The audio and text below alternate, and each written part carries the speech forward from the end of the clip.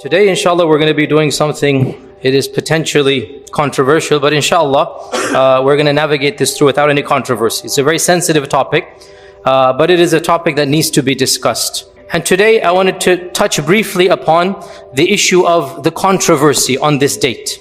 As most of us are aware, and the next generation is becoming aware, and there's no point hiding this, the 10th of Muharram is a very disputed date amongst the two strands of Islam.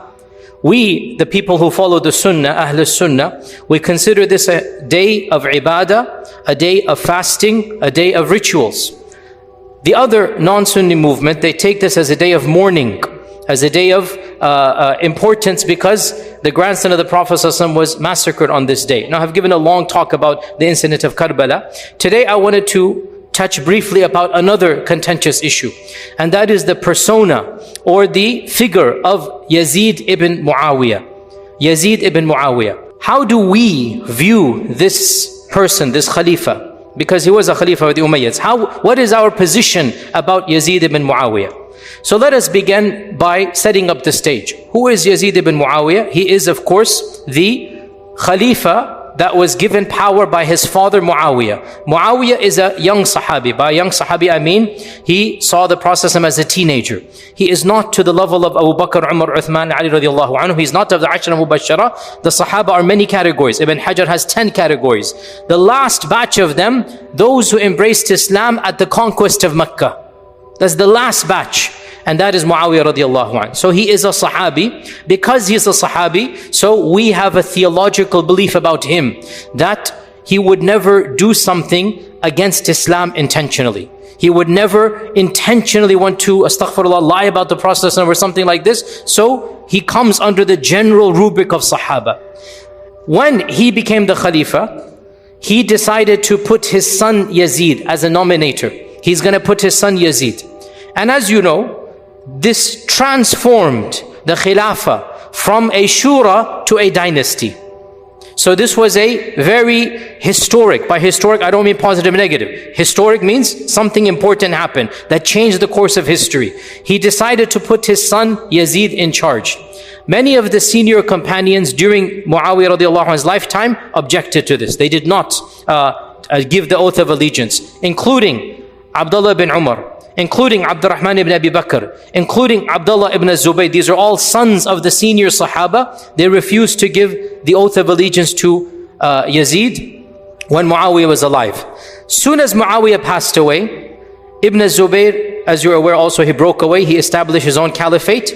And Hussain as well marched to Karbala and wanted to fight against Yazid. Yazid sent his forces, and Hussain radiallahu anhu was killed. A very, very huge tragedy. No Muslim is happy at the massacre of Karbala. No Muslim defends the death of Hussain radiallahu anhu. Our hearts are grieved and sad that the ummah of the Prophet ﷺ surrounded the grandson of the Prophet ﷺ. Members of the ummah surrounded the grandson of the Prophet ﷺ, laid siege to women and children, including the grandson, including the great-grandsons of Fatima and granddaughters of Fatima are in that caravan, and eventually massacred many dozens of men, and all of the women were taken prisoner and then eventually set free and sent back to Medina. It is a tragedy according to all interpretations of Islam. The question, what is the role of Yazid in this tragedy?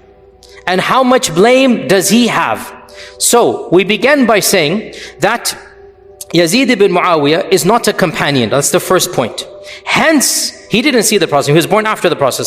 Hence, there is no theological status given to the children of the Sahaba. It's a very important point. The children of the Sahaba are completely normal. Some are good, some are bad. Doesn't matter. In fact, FYI, you can look up the books of history. The main general that was involved in the massacre of Karbala was one of the sons of Sa'd ibn Abi Waqqas. Big tragedy. He's not a companion. The son of Sa'd ibn Abi Waqqas, Umar ibn Sa'd ibn Abi Waqqas, was actually the general who was besieging Hussain radiallahu anhu. The children of the Sahaba are not special status. Some are good and some are other than this. So Yazid is a child of somebody who saw the Prophet ﷺ. It doesn't give him any special privilege. Now also, of the things about Yazid as well, is that a number of things happened in his khilafah that compounded his notoriety in history. Not just this. Al-Dhahabi mentions his khilafah began, he was only khalifa for 2.5 years, very short period of time, barely 3 years. In those 3 years, 3 tragedies, one after the other, each one of which is a huge tragedy. Imagine happening in one caliphate, in one reign. His khilafah begins with the massacre of who? Hussain. That's how his khilafah begins. And it ends with the army, his army surrounding Mecca, throwing catapults and destroying the Kaaba because Ibn Zubayr rebelled against him. Ibn Zubayr had his caliphate. And in the middle was the massacre of the people of Medina. SubhanAllah. Yani for those who don't know all of these sordid details, you can listen to a lecture of mine online. It's a very generic title on purpose. It is called Some Incidents in the First Year of the Hijrah. That's the title of my video lecture. Some Incidents in the First Year of the Hijrah. You can find that online. You will find this entire episode. And the reason I say this is because we need to know our religion is divine, our history is human. Our religion is divine, our history is human. And having a khilafah and having political independence, there's a lot of perks, a lot of positives. But just because we have political independence doesn't mean we're going to be Jannah on earth, everything will be rosy. No. We have sometimes the worst massacres and the most brutal things happen under a khilafah. All of this happened under a time when the khilafah was actually pretty strong, yet still so many things happen. So yes, to have political independency is good, but we should not romanticize this notion of just because we'll have a khilafah, all problems will be solved. It doesn't work that way. Read history and you will understand this reality. In the first century of the Hijrah, in this time frame, 3 things happened. The massacre of Hussain radiyallahu an, the plunder of Medina, which was a very brutal plunder. 3 days and 3 nights, the forces of Yazid were killing and looting and raping and pillaging the entire city of Medina. And then after that, the army goes to Mecca and wants to fight Ibn Zubayr, and they throw catapults against the Kaaba. And the only reason they stop, Yazid passes away, dies, the news comes to the army, so the army cannot continue. That's why they go back, and Ibn Zubayr is given a respite of another few years, so he remains in Mecca as another potential rival for many, many years, until finally he is brutally killed by Hajjaj ibn Yusuf, and that is, I also spoke about that in another lecture that I have given. So another point we need to know that Yazid's time frame, as Imam al-Dhahabi says, there was no barakah in it. It began with the massacre of Hussain, it ended with the destruction of the Kaaba, and in the middle was the pillage of Medina. What an evil legacy overall. And because of this, from the beginning of time, the majority of people did not like this persona. The vast majority of people did not like this persona. Now, one other point needs to be added before I go over the spectrum, and that is, some people say that Yazid comes under a hadith in which the Prophet ﷺ said, hadith is in Bukhari, the Prophet ﷺ said that أَوَّلُ جَيْشٍ مِّنْ أُمَّتِي, the first army of my ummah that shall besiege the city of Constantinople shall be forgiven. This hadith is in Bukhari. أَوَّلُ جَيْشٍ يَغْزُو مَدِينَةَ قَيْصَرٍ, the city of Qaysar is Constantinople. The first army that is gonna besiege the city of Qaysar shall be forgiven. And a number of early and medieval historians, they said, and they made the claim, Yazid was the leader of that jaysh. And that was the jaysh, or the army, that Abu Ayyub al-Ansari was a part of. And Abu Ayyub al-Ansari passed away. Okay, pause here, footnote. Abu Ayyub al-Ansari, the famous companion whom the Prophet ﷺ lived with when he migrated to Medina. Where is his qabr? In the modern city of Istanbul. In Istanbul today, you can go and visit his alleged qabr, right? How did his grave end up in Istanbul?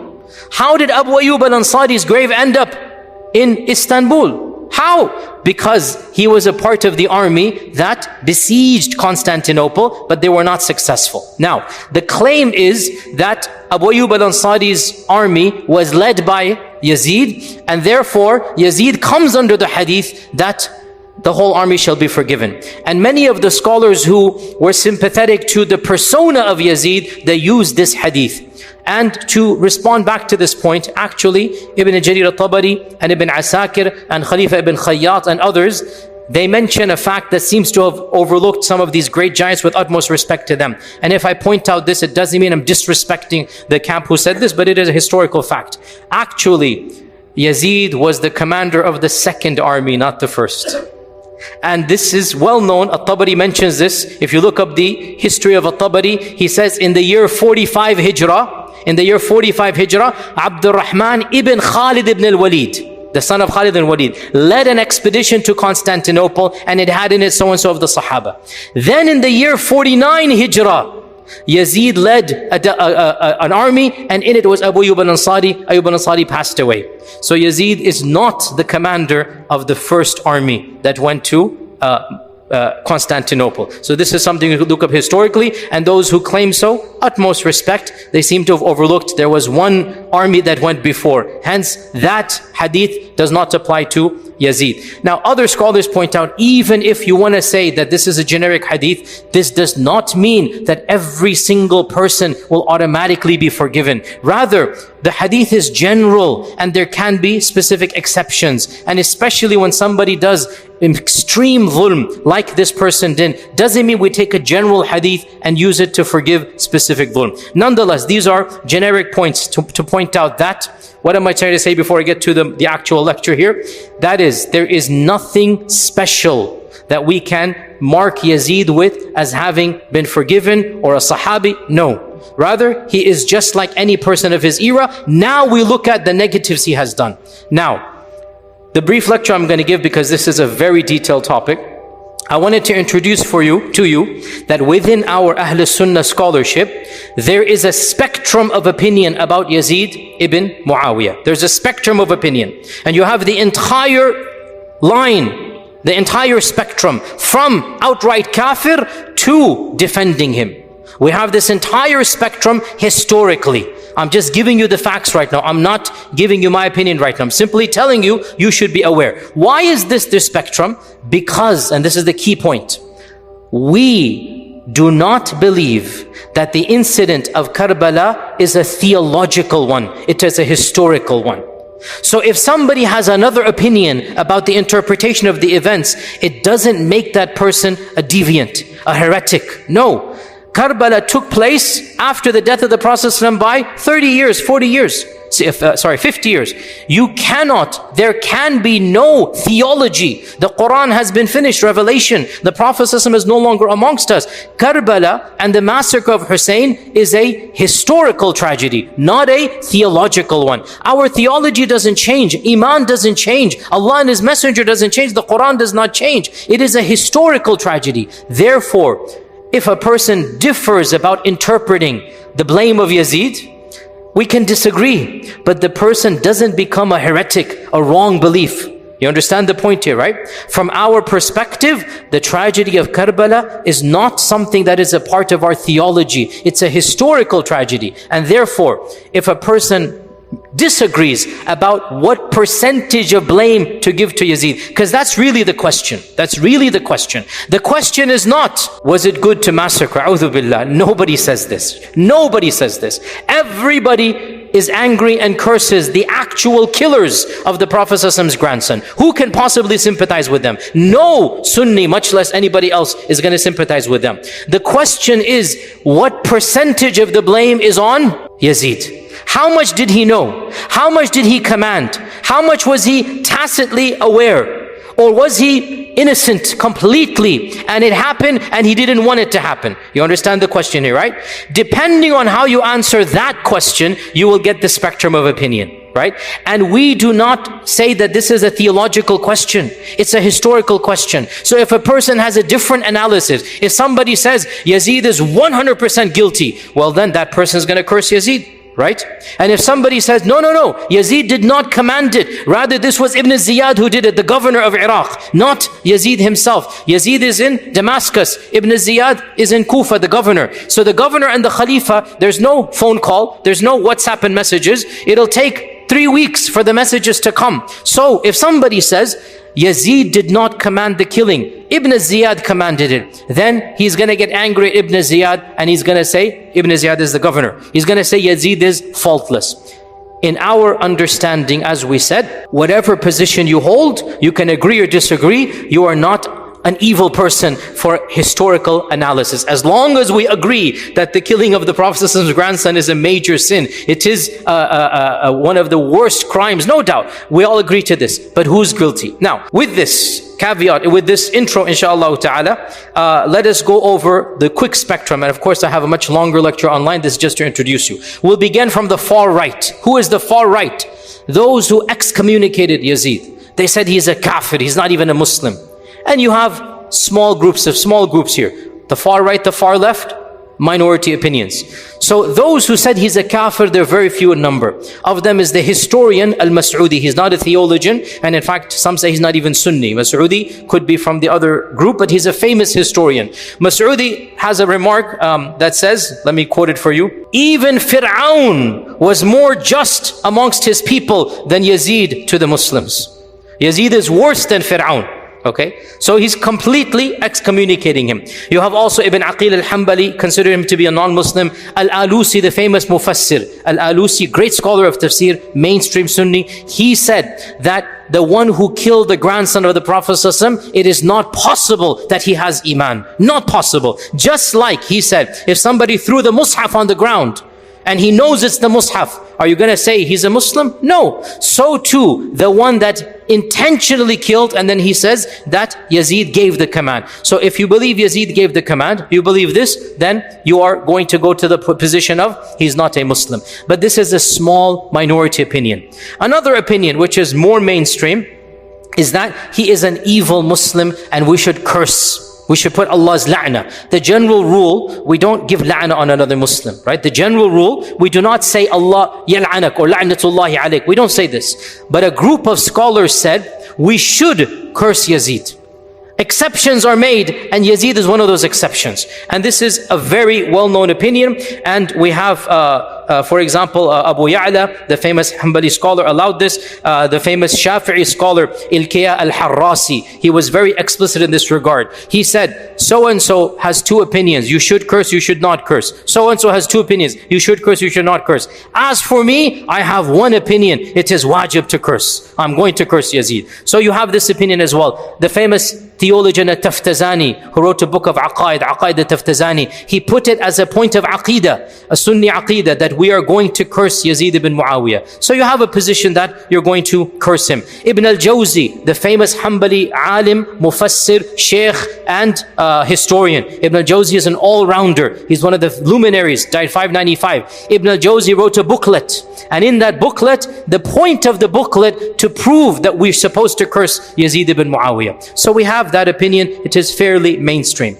Now, the next on the spectrum, so you have, we curse him. The next on the spectrum, we strongly criticize, but we don't say la'natullah. We don't use la'na. We strongly criticize, but no need to give Allah's la'na on a person who said the kalima. Whatever his crime, no need to say the la'na. This position, perhaps I would say, is the majority opinion of Ahl Sunnah, historians and theologians. If you look at and compile, and I've done my little bit of research in this regard, in my humble analysis and opinion, this is the majority of our scholars. They are on this wavelength. We don't like Yazid. There is no defense of Yazid. We criticize Yazid. We harshly criticize Yazid. But there's no need to invoke la'na on anybody who says the kalima.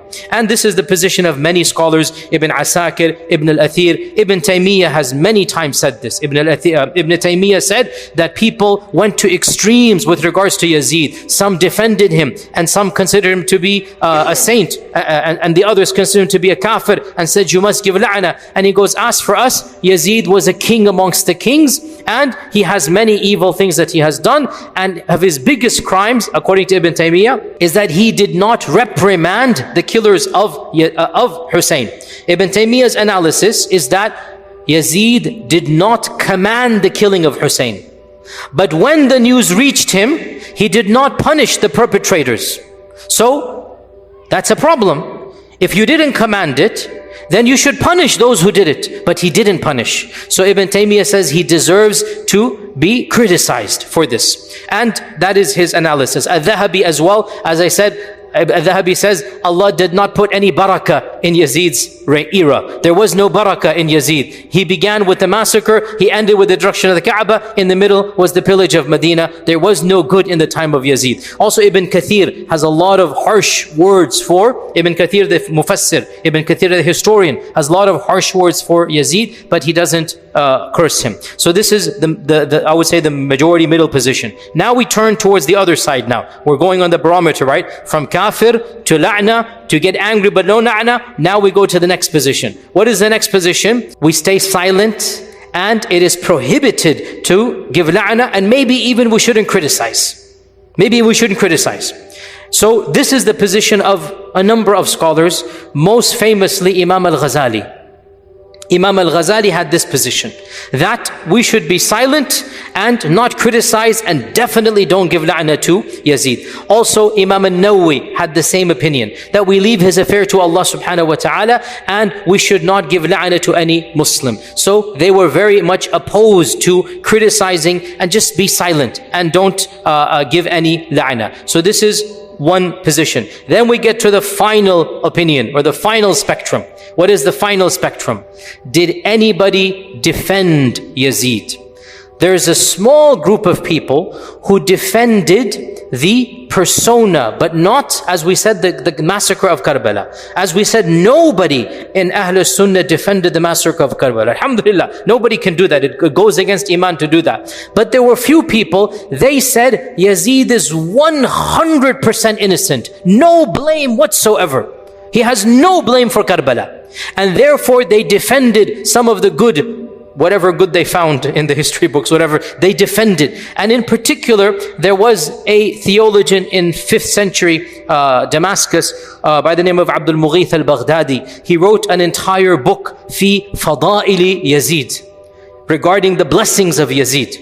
And in it he tried to find ways to exonerate and whatnot. And it was because of this book, we said, remember that, Ibn al-Jawzi wrote a book criticizing Yazid. Remember that? It was because this scholar wrote a book praising Yazid that Ibn al-Jawzi wrote his counter to this. And he blasted the scholar and he said Yazid should be cursed, etc., etc. So we have this entire spectrum over here. To conclude, the position that a person holds regarding Yazid is not a point of theology. Hence, we should not make it more important than it is. It's a point of history. We should also avoid sectarianism in this regard. Sectarianism, it is my humble opinion, you have heard me speak a lot about this, that these sensitive issues, there's no point ignoring them, because our children are asking. If I don't talk about it, they're going to listen to other people and they're going to give a different perspective. The internet has opened the floor for everything. So there's no point ignoring. We cannot tell our children don't ask. They're worried, they're concerned, they're asking questions. So I believe the best way to present as neutral as possible, without riling up hatred, without making people hate other people. We can teach without preaching hatred. That's what we're trying to do over here. And you know, by the way, it needs to be said, in Albuquerque, the series of murders that occurred, right? It's because of now we found out sectarian hatred. We don't want to do this, a'udhu billah. We need to rise above this. There must be a way to teach the differences without teaching hate. I hope inshallah I can and others can do this. So bottom line, to conclude, the massacre of Hussein is a tragedy of the highest magnitude, and it is a historical tragedy. No mainstream Muslim defended and was happy at the death of Hussein radiyallahu ta'ala an. Whoever is responsible for that murder will have to face Allah with the most precious blood on his hands. The most precious blood, the grandson of the Prophet ﷺ, that person will have to face the wrath of Allah subhanahu wa ta'ala. The question though, how much was Yazid liable? What percentage did he have in all of this? And I said there's a whole spectrum of opinion, and I will give you now at the end of this my own personal opinion. Take it or leave it. It's not a point of theology. I have read with my own research, you can take it or leave it. I have opined, it's an opinion, that it is not fair to exonerate Yazid even 80%, 90%, 70%. On the contrary, Yazid was the one who sent a brutal military general with the commands, make sure Hussein does not get to Kufa. And that's it. He left it open. He left it open. If he wanted to protect Hussein radiallahu anh, it was his job to make that point. You know, when the government wants to catch a criminal, they say dead or alive, or they say we want him alive. Correct? You know, to this day, when the government wants a criminal, they'll give you two options: dead or alive, or no, we need this guy alive. Make sure you don't kill him.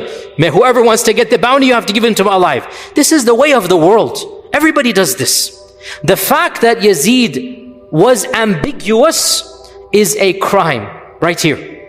Now, on top of this, the claim that Yazid was not happy at the death of Hussein radiallahu anh, in my opinion, is not correct.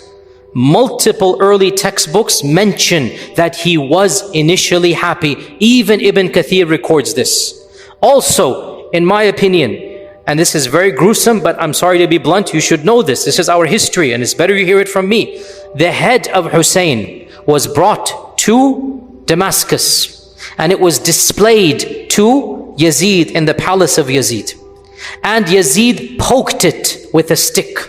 And one of the Sahaba stood up and in anger said, "How dare you poke the face of the grandson of the Prophet? I saw the Prophet kiss that very face, and here you are poking it." I'm sorry, we have to be clear here. How can this person be defended? I'm not saying you have to give la'nah, but there is no question that this is a person who will have to answer to Allah. On top of this, if you know what happened in Medina and the evils that happened for 3 days and 3 nights at the explicit command of Yazid, and you know that he told them to attack the Kaaba, how can you have any sympathy for such a person? My position is that of Imam Ahmad ibn Hanbal, and with this we conclude. Imam Ahmad ibn Hanbal was asked by his son Salih. His son Salih asked him that, "Do you narrate hadith from Yazid?" He said, "How can we narrate from a fasiq? How can we narrate from him?" So he said that, "So you're saying we don't have any love for Yazid?" And Imam Ahmad said, "Can anybody of Iman have love for the one who commanded what he commanded?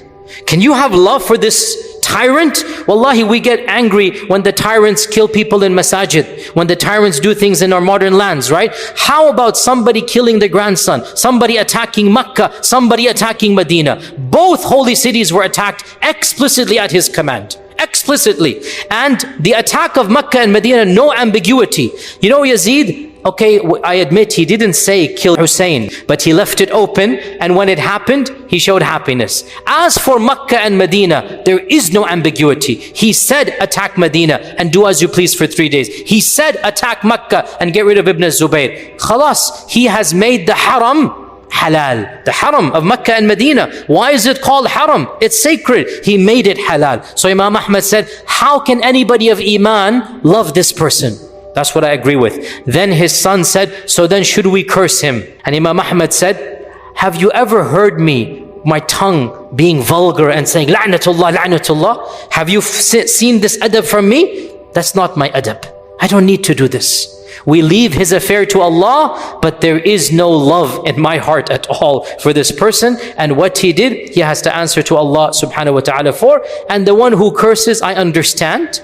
And the one who follows Imam Ahmad, I personally sympathize. But the one who defends or goes to the other extreme, in my eyes, I don't agree with this, but he doesn't become a heretic. He doesn't become somebody who has a wrong opinion because his analysis is different than my analysis. And with this, inshallah, I hope that I have clarified some points. I know other questions will be raised, but inshallah, maybe we'll answer them in another lecture. And I encourage you to listen to a number of lectures I've given online, and I've given you the references in my library.